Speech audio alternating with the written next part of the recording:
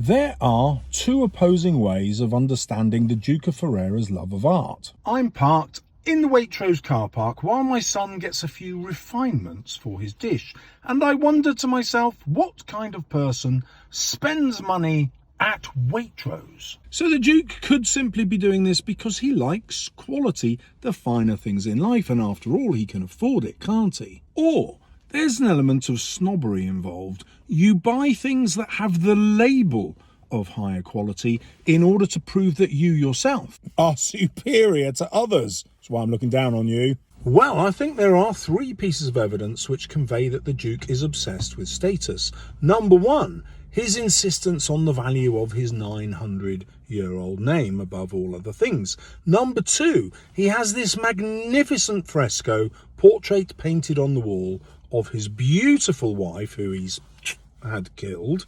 And what does he do with it? He doesn't admire it in any way other than as a possession. In fact, he closes the curtains on it and doesn't take the time to enjoy it even himself. And then third, we have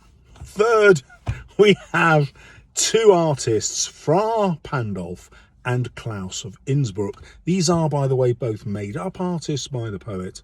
But the point is, the names are so important to the Duke. It's the names which convey their fame, which then convey his great self-worth to anyone, including the Count and his representative. Here today to buy influence by arranging a marriage of the Count's daughter to the murderous Duke.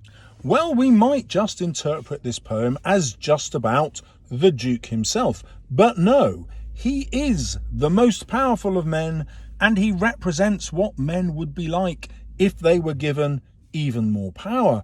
We know this because the Count still is willing to sacrifice his daughter, who we presume he loves in some way, to the Duke in order to get fame, power, influence, money, even though he knows it risks her death. And so the Duke is just an extreme representation of what would happen if the patriarchy developed to its final conclusion. And so the portrayal of the Duke is a way for Browning to explore what the patriarchy is really like and how women always suffer when the men are in charge.